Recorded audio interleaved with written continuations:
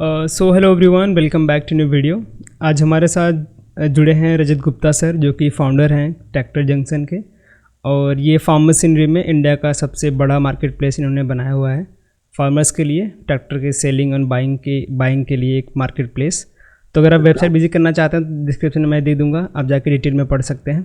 तो सर अभी 5-6 सालों से काम कर रहे हैं ट्रैक्टर जंक्शन पे, और आज सर को बुलाने का यही मकसद है, जो लोग फार्म मशीनरी में कोई अच्छा करना चाहते हैं।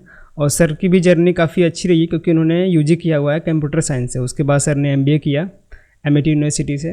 उसके बाद ये फार्म मशीनरी के सेक्टर में आए। तो सर मैंने देखा है लिंक्डइन पे आपने सबसे पहले ट्रक जंक्शन स्टार्ट किया था। तो उसके ट्रक जंक्शन से ट्रैक्टर जंक्शन पे कैसे आना हुआ आपको? नहीं, विमल, आपने इसमें उल्टा बोला। सबसे पहले तो बहुत बहुत धन्यवाद मुझे आज ये मौका देने के लिए। सबसे पहले मैंने ट्रैक्टर जंक्शन की शुरुआत करी 2018 में। देन ट्रक जंक्शन हमने शुरू किया 2021 में। ओके। तो तो ये जर्नी कुछ इस तरह की रही है अभी तक। मेरी फैमिली में 1990 से ट्रैक्टर की डीलरशिप है। तो जब से मैंने वो कहते हैं होश संभाला, तब से पूरी जिंदगी भर मैंने ट्रैक्टर देखा है। क्योंकि परिवार में डीलरशिप होने का मतलब आप डीलरशिप पे जाते भी है, ट्रैक्टर देखते भी है, चलाते भी है। तो 2011-12 तक, जब तक मैं अपना ग्रेजुएशन कर रहा था एमआईटी नोएडा से, 13 में मैं पास आउट हुआ था, तो 11 से मैं फादर के साथ ट्रैक्टर की डीलरशिप पे काम करने लगा था। ओके। और काम करने के साथ साथ ही तब इंटरेस्ट आया कि नहीं, ये एक सही कैटेगरी है, यहीं पर मुझे काम करना है। तो 2013 में जब मैं एमआईटी नोएडा से पास आउट हो गया था कंप्यूटर साइंस में, बीटेक में, फिर उसके बाद में मैंने डीलरशिप के ऊपर काम किया 3-4 साल। एंड तब मुझे पता चला कि क्या सारे चैलेंजेस हैं, और कितने सारे चैलेंजेस हैं फार्मर को एक ट्रैक्टर की सही इंफॉर्मेशन पाने में और सही प्राइस पाने में। जी। सो प्राइसिंग और इंफॉर्मेशन का बहुत बड़ा एसिमेट्री है, सबसे बड़ा एसिमेट्री है इस कैटेगरी में। मतलब ये पूरी इंडस्ट्री में ट्रैक्टर का कोई प्राइस होता नहीं है, पूरी इंडस्ट्री माथा देखकर तिलक लगाती है। और किसान मतलब जिसके लिए ट्रैक्टर एक सबसे महंगी परचेज है उसकी लाइफ की। अगर हम खेती और घर के बाद में अगर हम बात करें तो सबसे महंगी परचेज है, कोई भी एसेट क्लास वो खरीदता है उसके अंदर ट्रैक्टर। और वहां पर 1-1 लाख रुपए का डिफरेंस हो जाता है एक ही डीलरशिप पे, एक ही प्रोडक्ट के लिए। तो जब मैंने ये पूरा देखा, समझा, तो लगा कि नहीं, ये कैटेगरी है, इसके ऊपर काम करना बहुत जरूरी है। प्राइस एक सबसे बड़ा प्रॉब्लम है। तो ट्रैक्टर जंक्शन से पहले मैंने एक डोमेन खरीदा था, tractoronroadprice.com। अच्छा। तो क्योंकि प्राइस प्रॉब्लम लगी ना मुझे, हाँ हाँ हाँ। तब समझ में आया कि यार ये ना प्रॉब्लम तो अच्छी है, बट ये ब्रांड नेम नहीं बन सकता।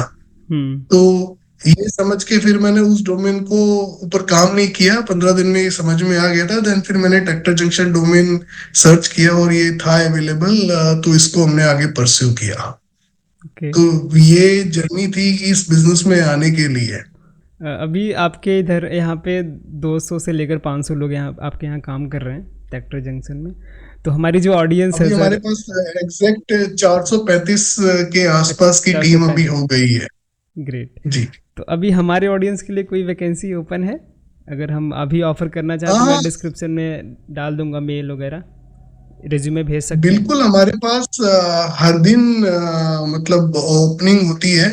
हम हर महीने अभी कुछ 30-40 के आसपास हायरिंग कर रहे हैं। बट हाँ, उसमें विमल एक प्रॉब्लम है, अभी हम फ्रेशर्स के ऊपर कम काम कर रहे हैं, क्योंकि ओके। 2-3 साल 4 साल के एक्सपीरियंस वाले लोग अभी हम ले रहे हैं, क्योंकि अभी हमारे पास सिखाने का टाइम नहीं है, तेजी से बढ़ने का टाइम काम है। जी जी। तो वहां पर क्योंकि फ्रेशर के ऊपर ऑफ कोर्स मेरा लर्निंग बहुत अच्छा है। मतलब 2018 में मैंने, सॉरी 2019 में मैंने 2 कॉलेज फ्रेशर्स को अपने टेक टीम में ज्वाइन कराया था। अच्छा। आज उन्हें 5 साल हो गया है, और डायरेक्टली मैं उनको मतलब लास्ट ईयर कॉलेज में इंटरव्यू लेके खुद लेके आया था, और आज वो मतलब बहुत ही अच्छा काम कर रहे हैं।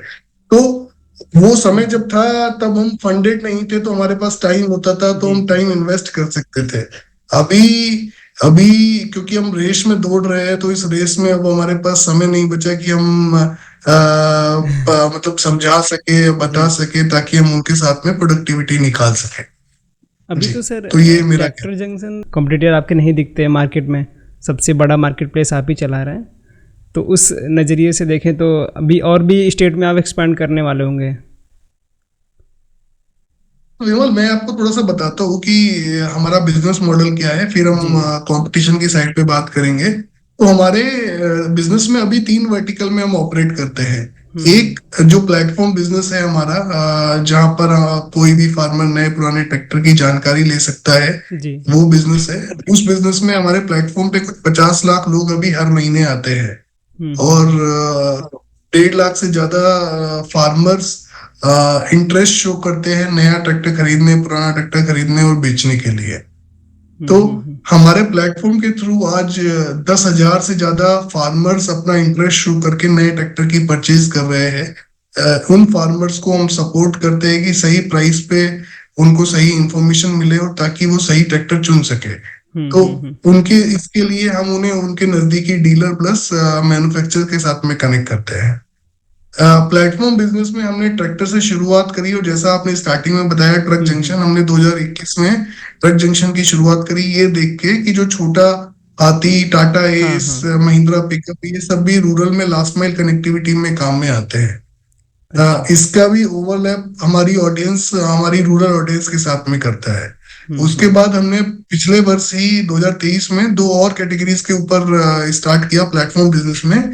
बाइक जंक्शन, जो कि 2 व्हीलर कैटेगरी है, क्योंकि अगेन बाइक 70% रूरल में बिकता है, जी। Tier 3 Tier 4 सिटीज में बिकता है। प्लस हमने शुरू किया कंस्ट्रक्शन इक्विपमेंट का प्लेटफॉर्म, जेसीबी, बैकहो लोडर। अगर आप जेसीबी की भी सेल्स को देखेंगे तो 70% जेसीबी भी रूरल इंडिया में बिकती है। तो हम ट्रैक्टर जंक्शन हमारा ब्रांड नेम है, बट हम ट्रैक्टर तक लिमिटेड नहीं होना चाहते। हम रूरल ऑटोटेक पूरे इकोसिस्टम के ऊपर काम कर रहे हैं, जहां जहां पर रूरल हमारे किसान ऑटो कैटेगरी के साथ में मेजरली इंटरसेक्ट करते हैं या मेजरली बायर्स है, हम उन कैटेगरीज में ट्रैक्टर जंक्शन में बनाना चाहते हैं। एंड इसके साथ साथ में ये हमारा प्लेटफॉर्म बिजनेस हुआ। फिर हमने 2022 में देखा कि पुराना ट्रैक्टर ज्यादा बड़ी प्रॉब्लम है फार्मर के लिए, कि जो बड़े फार्मर होते हैं जिसके पास अच्छा इनकम है, वो तो नया ट्रैक्टर ले लेते हैं, और जो छोटे स्मॉल एंड मार्जिनल फार्मर्स है, जो पहली बार सोच रहे हैं कि मैं अभी तक ड्राइवर था, मैं ट्रैक्टर खरीद के खुद का रेवेन्यू जनरेट करने की कोशिश करता हूँ, उन सबके लिए डाउन पेमेंट भी प्रॉब्लम है, प्लस उसकी ईएमआई निकालना भी प्रॉब्लम है। तो उस प्रॉब्लम को सॉल्व करने के लिए, और उसके साथ साथ ही अगर आज की तारीख में कोई किसान ये चाहे कि मैं सिर्फ अपना ट्रैक्टर बेचना चाहता हूँ, तो उसके पास उसके लिए भी कोई माध्यम नहीं है। जी। तो इसी प्रॉब्लम के ऊपर काम करते हुए हमने ट्रैक्टर जंक्शन के company on company operated physical outlets की शुरुआत करी 2022 में। आज हम इसी मॉडल के ऊपर कुछ 28 फिजिकल आउटलेट्स ऑपरेट करते हैं राजस्थान, एमपी और महाराष्ट्र में, जहां से हम 150 से भी ज्यादा ट्रैक्टर हर महीने बेचते हैं। तो जो फार्मर मैकेनाइजेशन की तरफ कॉस्ट की वजह से नहीं बढ़ पाता, वो फार्मर पुराना ट्रैक्टर खरीद के उसे ज्यादा अडॉप्ट कर सकता है। उसके साथ साथ ही जब ये ट्रैक्टर हम काम करते हैं, तो उसके लिए फाइनेंसिंग एक बहुत बड़ा इंपॉर्टेंट प्ले होता है। जी। तो हमारे तीसरे वर्टिकल में हम लोन फाइनेंसिंग के लिए छोटे फार्मर्स को, छोटे ब्रोकर्स को फाइनेंसिंग की अवेलेबिलिटी करा रहे हैं, क्योंकि जब हम 150 ट्रैक्टर पुराना बेच रहे हैं, तो उसमें से 125 ट्रैक्टर पुराना फाइनेंस भी होता है। तो वही जो हमारी सर्विसेज है, वो हम छोटे किसान, छोटे ब्रोकर और छोटे डीलर्स को भी एक्सटेंड कर रहे हैं एज ए सपोर्ट। अभी बात करते हैं कंपटीशन की, तो कंपटीशन हमारे प्लेटफॉर्म बिजनेस में फिर भी है, 2 या 3 लोग हैं। अच्छा। बट हमारा कुछ 55 से 60% मार्केट शेयर है उस कैटेगरी में। ग्रेट। प्लेटफॉर्म बिजनेस में हमारा 2 कंपटीशन मैंने आपको बता दिया। ट्रैक्टर बिजनेस में हमारा अभी कोई कंपटीशन नहीं है। लोन सर्विस प्रोवाइडर वाले बिजनेस में भी अभी हमारा कोई कंपटीशन नहीं है। तो कंपटीशन होना बहुत ही अच्छी बात है। ये दिखलाता है कि आपकी कैटेगरी में पोटेंशियल है, जहां पर कोई और भी उस पोटेंशियल को देख पा रहा है, सिर्फ आप नहीं देख पा रहे हैं। जब भी इन्वेस्टर कभी भी इन्वेस्ट करने की सोचता है, तो वो ये जरूर देखता है कि क्या इस कैटेगरी में दुनिया के किसी भी हिस्से में कभी काम हुआ है या नहीं हुआ है। अगर नहीं हुआ है तो इंडिया ही ऐसी एक जगह है जहां पर ये काम होना चाहिए। हमारी कैटेगरी में पूरी दुनिया में ये काम नहीं हुआ क्योंकि इतना बड़ा मार्केट पूरी दुनिया में कहीं नहीं है। जी। अगर हम बात करें इंडिया के मार्केट की तो आज इंडिया में 10 लाख ट्रैक्टर नए हर साल बिकते हैं। पूरी दुनिया में 30 लाख ट्रैक्टर बिकते हैं, मतलब 1/3 of the world's population of tractors is here in India. जी। So that is the thing जिसकी वजह से हमने ट्रैक्टर जंक्शन की शुरुआत करी। और ट्रैक्टर जंक्शन की शुरुआत मैंने अपनी वाइफ पत्नी शिवानी गुप्ता के साथ में शुरू करी। हमारी शादी हुई थी 2015 में। 2017 से हमने इस आइडिया के ऊपर काम करना शुरू कर दिया था। देन मेरे को फाउंडर अनिमेश अग्रवाल 2022 में मुझे ज्वाइन किया, जिनको मैं करीब 2014 से जानता था। तो इस तरह से आज हम 3 को फाउंडर्स है। और उसके बाद में कुछ ओवरऑल 430-35 लोगों की हमारी टीम हो गई है, हमारा परिवार हो गया है। क्या बात, ग्रेट सर। तो अभी वैसे मार्केट कैप्चरिंग के बारे में बात कर रहे थे कि इंडिया मतलब कि लार्जेस्ट में आता है, 1/3 शेयर है हमारे इंडिया का। तो अभी इंडिया में ही बात करते हैं, बहुत सारे अलग अलग ट्रैक्टर की कंपनी हैं, तो उसमें से किसका सबसे ज़्यादा रुतबा चल रहा है अभी इंडिया में? सबसे ज़्यादा सेल उन्हीं के किसके होते हैं? इंडिया में ये खूबी सिर्फ ट्रैक्टर बिजनेस में ही है कि हर किसी का रुतबा हर इलाके में अलग हो जाता है। अच्छा। ठीक है, अगर आप कार ट्रक में बात देखोगे तो ऑलमोस्ट सबका मार्केट शेयर 2-4% ऊपर नीचे होता है। पर मैं आपको राजस्थान का एग्जांपल देता हूँ। राजस्थान, आप यूपी से है तो मैं आपको यूपी का एग्जांपल देता हूँ। जी। तो यूपी में मेरठ करके एक जगह है जहां पर गन्ने की खेती होती है। वहां पर महिंद्रा का मार्केट शेयर 55% है। अच्छा। पर यूपी में ही एक और फेमस जगह है आगरा। आगरा में क्योंकि आलू की खेती होती है तो वहां पर महिंद्रा का मार्केट शेयर सिर्फ 15-20% है। मैसी का मार्केट शेयर 50% है। तो जैसे जैसे सॉइल, जैसे जैसे uses of the tractor change होता जाता है, हर 200-250 किलोमीटर पे मार्केट शेयर बदलता जाता है। मतलब इसमें मैं आपको और एक एग्जांपल देता हूँ। एक सबसे बड़ा ब्रांड है हमारे यहाँ पे टैफे। इनका राजस्थान में मार्केट शेयर करीब करीब 40% है। पर राजस्थान से लगते हुए ही भाग हरियाणा, वहां पर उनका मार्केट शेयर 10% से कम है। तो जैसे जैसे ट्रैक्टर का यूज बदलता है मार्केट शेयर में बहुत ज्यादा फ्लक्चुएशन आ जाता है। अब ओवरऑल तो बेस्ट सेलर तो होगा ही सर कोई इंडिया में कि भाई ये बेस्ट सेलर है। बेस्ट सेलर तो Mahindra world number 1 tractor manufacturer है।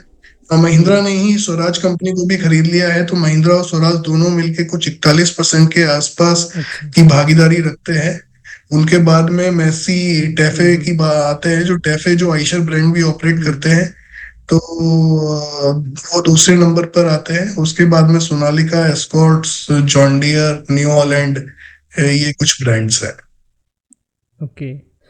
अभी अगर कोई सर जैसे मार्केट प्लेस आपने बना दिया है, तो जैसे आपका उसमें प्रोडक्ट तो रहता नहीं है, सारे प्रोडक्ट दूसरे के हैं, तो आप वहाँ पे जनरेट कर दीजिए कि भाई यहाँ पे आओ, प्राइस देखो, बाई करो, सेल करो। तो ये रिवेन्यू कैसे जनरेट होता है सर यहाँ पे? रेवेन्यू के लिए हमारे मतलब 3 स्ट्रीम्स होते हैं। एक हमारा ब्रांडिंग स्ट्रीम है, क्योंकि ये सारे ब्रांड्स कहीं ना कहीं न्यूज़पेपर में भी एडवर्टीजमेंट देते हैं कि आप हमारा ट्रैक्टर खरीद लीजिए। ऑन द सिमिलर लाइंस वो हमारी वेबसाइट पर आकर भी अपना एडवर्टीजमेंट करते हैं, क्योंकि न्यूज़पेपर तो 70% शहरों में बिकता है, हम बल्कि जबकि हमारी वेबसाइट तो 100% रूरल में दिखी जा रही है। तो उनके लिए सबसे बेस्ट टारगेट ऑडियंस हमारे पास है। उसके बाद में बात करें तो हम लीड्स को मोनेटाइज करते हैं। जो भी फार्मर हमारे यहाँ पर ट्रैक्टर देखने के लिए आते हैं, हम उसको एज एन डिमांड साइड पर सेल करते हैं ओईएम्स को कि ये विमल जी है, इनका इंटरेस्ट है ट्रैक्टर खरीदने में, हमने इनको ये रेट दिखाया है, आप इसको डिलीवरी के लिए क्लोज कर सकते हैं।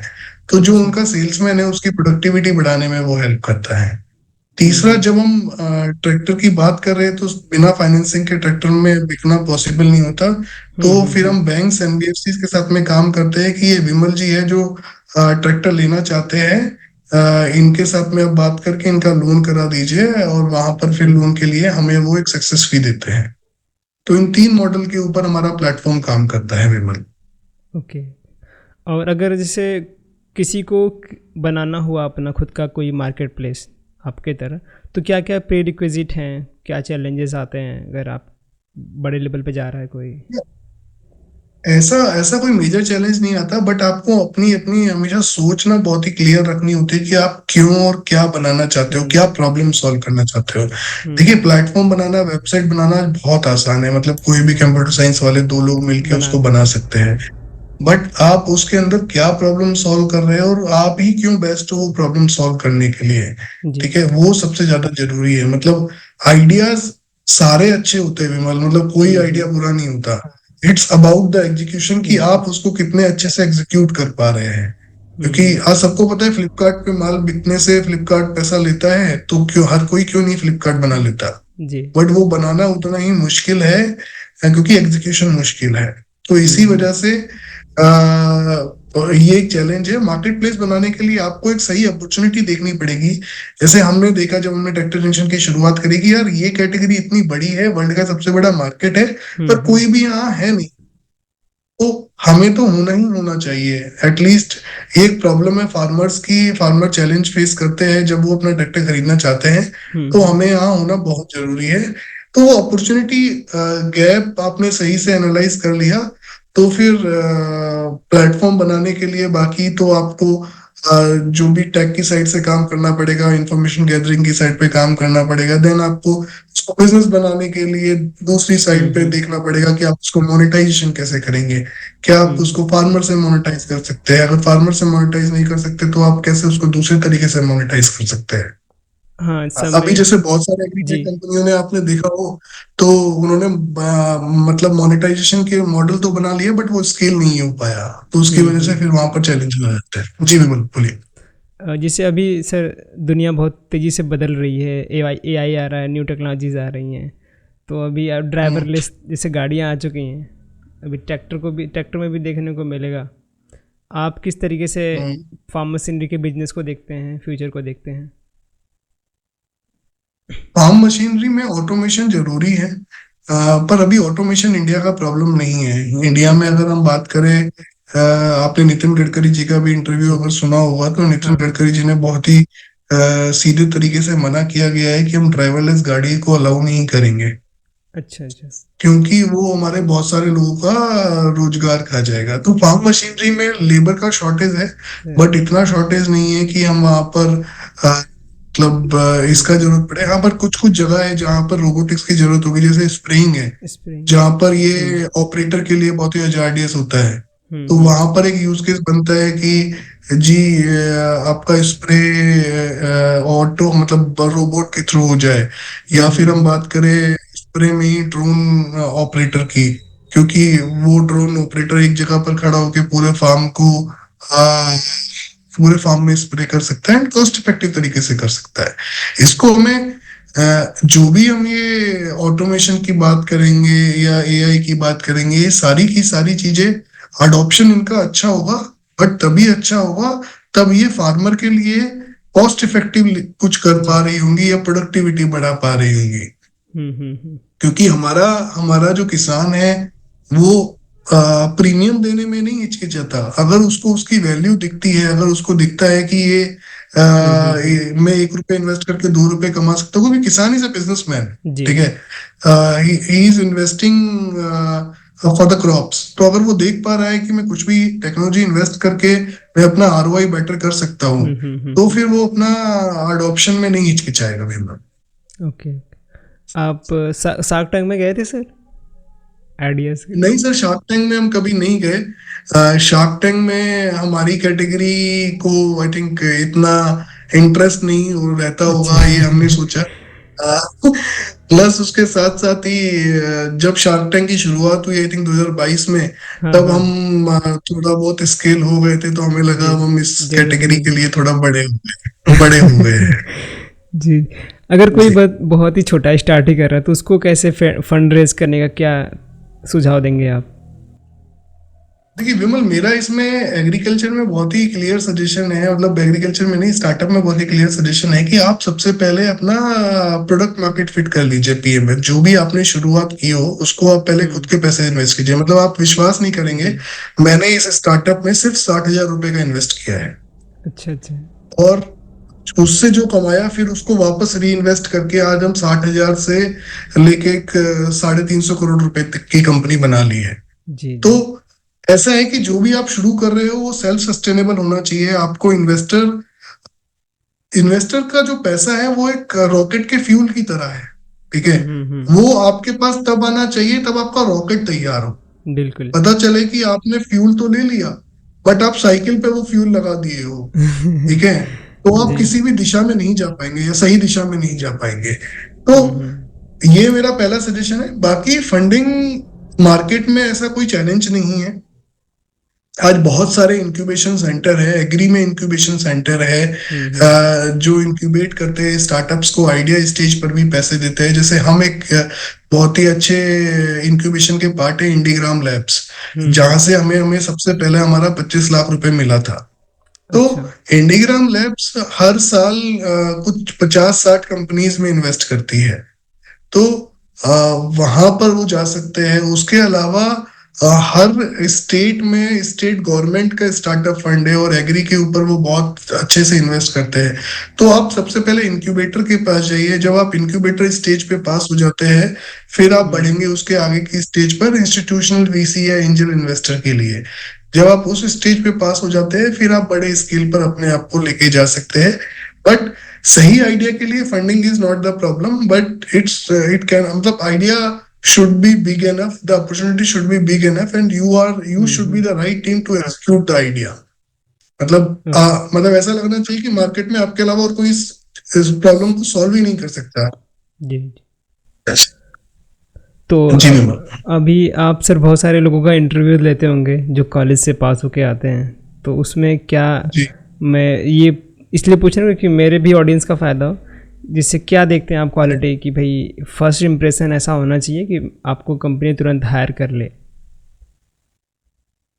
देखिए, फ्रेशर के इंटरव्यू में जब भी हम इंटरव्यू लेते हैं तो वहां पर एक चीज बहुत ही क्लियरली देखते हैं, हमें डिग्री का कोई इम्पोर्टेंस नहीं है। मतलब हम कोई डिग्री को तवज्जो नहीं देते हमारी कंपनी में कि ये कौन सा ग्रेड करके है। जिस स्किल सेट के लिए हम उन्हें हायर कर रहे हैं, जिस पर्टिकुलर प्रॉब्लम के ऊपर हम उन्हें डिप्लॉय करेंगे, वो उसके लिए हमारे लिए काम का बंदा होना चाहिए, सीधी भाषा में बात करें तो। प्लस वो मतलब मान लीजिए उसे कुछ भी नहीं आता क्योंकि वो फ्रेशर है, बट उसके पास लर्निंग या अडॉप्टेबिलिटी और हार्डवर्किंग होना चाहिए कि वो कैसे चीजों को जल्दी सीख सके। जब आपका कैरियर का स्टार्टिंग का फेज होता है तो आपको वहां पर मेहनत भी ज्यादा करने की जरूरत होती है, ठीक है। जैसे जब हम पेड़ एक बड़ा हो रहा होता है तो पेड़ के अर्ली फेज में हमें थोड़ा ज्यादा उसका ध्यान रखना पड़ता है। उसी तरह से अर्ली फेज में मेहनत की ज्यादा जरूरत होती है। जैसे जैसे आप अपने करियर में आगे बढ़ते जाते हैं तो वैसे वैसे शायद आपका रुतबा बढ़ता जाता है, आपकी अंडरस्टैंडिंग बढ़ती जाती है, तो फिर आप अपने एक्सपीरियंस के लिए काम कर रहे होते हैं। बिल्कुल। तो फ्रेशर को मतलब ये झील रखनी चाहिए कि यार जो भी काम मिला है वो मैं काम कर ही लूंगा। जो भी अगर मुझे नहीं आता, मैंने जब ट्रैक्टर जंक्शन की शुरुआत करी तो मुझे डिजिटल मार्केटिंग, टैग, प्रोडक्ट कुछ भी नहीं आता। तो मैं और मेरी वाइफ शिवानी हम वीडियोस देखते थे। हमने एक उस टाइम पे तो वीडियोस भी इतने अवेलेबल नहीं थे, तो हमने कोर्स मंगाया 2017 में सीडी के थ्रू हम देखते थे गूगल पे कैंपेन कैसे बनाए, फेसबुक पे कैंपेन कैसे बनाए, और फिर धीरे धीरे करके हमने डिजिटल मार्केटिंग सीखी। तो लर्निंग माइंडसेट होना चाहिए। अगर लर्निंग माइंडसेट होगा तो आप धीरे धीरे अपने लाइफ में आगे बढ़ते जाएंगे। आप कुछ आइडिया सजेस्ट करना चाहेंगे, अगर किसी आपके पास कुछ आइडिया हो कि भाई यहाँ पे ग्रोथ दिख रही मुझे इंडिया में, अगर किसी को स्टार्ट करना हुआ तो कुछ आइडियाज़ आप बता सकते हैं नए स्टूडेंट के लिए? ऐसा मेरे पास अभी कोई रेडी आइडिया तो नहीं है विमल, बट इंडिया में there is an immense opportunity to work upon मतलब many things in many way. मतलब अगर हम एग्रीकल्चर की बात करें तो एग्रीकल्चर में सप्लाई चेन की साइड पे, अगर सप्लाई चेन की साइड पे, इनपुट्स की साइड पे, हर साइड पर बहुत सारी अपॉर्चुनिटी है काम करने के लिए। बहुत सारे मॉडल्स ऑलरेडी चल रहे हैं बट स्टिल उसके बाद भी आज बहुत सारी अपॉर्चुनिटी है। तो ऐसा कोई आइडिया नहीं है, बट हाँ, financing is a biggest opportunity which I feel is very much untapped in the rural, कि उस साइड पर अभी तक बहुत काम नहीं हुआ है। जी। रूरल में अगर हमें ग्रोथ लानी है, जो हमारे माननीय प्रधानमंत्री जी मोदी जी का भी कहना है कि कैसे हम रूरल को डेवलप की तरफ ले जा सके, कैसे हम 2047 तक विकसित भारत की तरफ जा सके। तो जब तक हमारे जो रूरल है, जो हमारा फार्मर है, वो स्किल्ड नहीं होगा, स्किल्ड अपने फार्म के लिए भी और ओवरऑल ओवरऑल लेवल पर भी, तब तक वो पॉसिबल नहीं हो पाएगा। ओके। तो सर इतने सालों से काम कर रहे हैं आप फार्म मशीनरी में, अगर किसी फार्मर को कोई ट्रैक्टर खरीदना हुआ तो आप कौन सा ट्रैक्टर सजेस्ट करेंगे इस टाइम पे? सर देखिए, मेरा मेरा फेवरेट है फार्म ट्रक। मैं फार्म वो भी ट्रक। बताता हूँ कि क्यों फार्म ट्रक। फार्म ट्रक और जॉन डियर, ये दो जॉन। प्रोडक्ट सबसे बेटर लगते हैं। उसके पीछे एक वजह भी है कि मैं जिस रीजन में रहता हूँ, यहाँ पर मार्केट लीडर फार्म ट्रक है। अच्छा। एस जो कि स्कॉट्स का ब्रांड है। जॉन डियर मैं इसलिए सजेस्ट करूंगा कि जॉन डियर, अगर हम बात करें तो फ्यूल जरूर थोड़ा सा हायर साइड पे कंज्यूम करता है, बट उनका प्रोडक्ट बहुत ही अच्छा है। प्रोडक्ट का लाइफ बहुत ही अच्छा है। जो क्वालिटी ऑफ पार्ट्स वो यूज करते हैं सबसे बेहतरीन है। और इसीलिए जॉन डियर, अगर हम रेवेन्यू के बेसिस पे बात करें, तो आज वर्ल्ड की सबसे बड़ी कंपनी है। एक जनरल क्वेश्चन आ रहा था माइंड में, आप सर इंस्टाग्राम यूज़ करते हैं? हाँ हाँ, हमारा हम ट्रैक्टर जंक्शन मतलब कंटेंट फर्स्ट प्लेटफॉर्म है।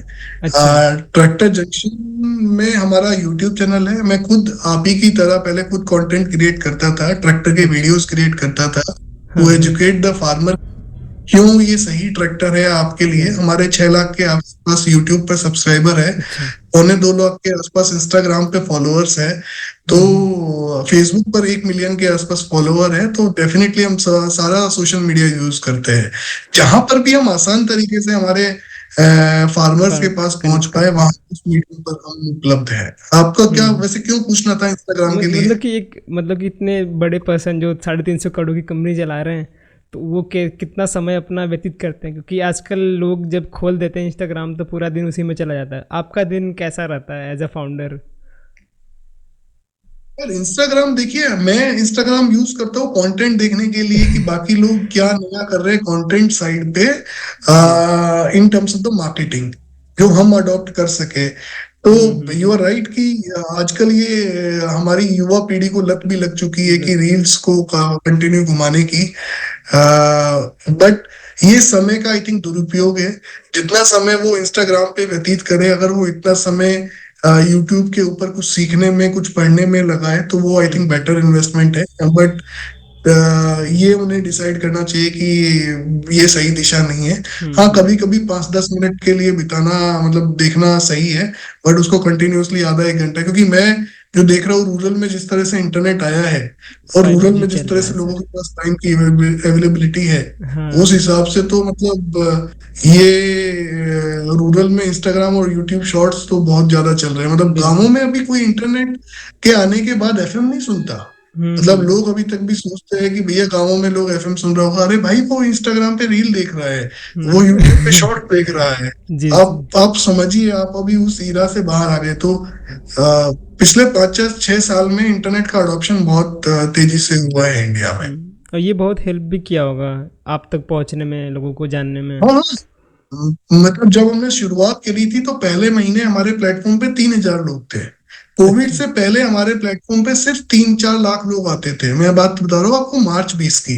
अच्छा। और मार्च 20 के बाद मई 20 में हमारे 4 लाख से सीधा 20 लाख यूजर हो गए। ओह सही। तो with in 2 months, because of the internet, because of the lockdown, हमारे पास हमारे प्लेटफॉर्म पे 5x लोग आ गए, और वो लोग फिर कभी वापस गए नहीं।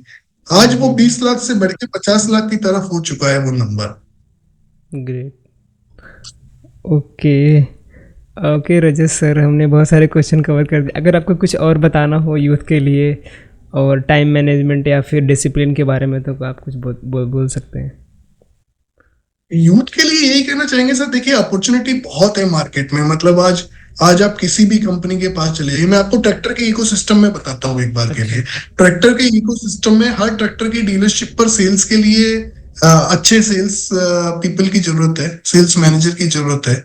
ठीक है। उसकी उसी की तरह ट्रैक्टर की जो ओईएम्स है, कंपनियां हैं, वहां पर अच्छे मैनेजर्स की जरूरत है।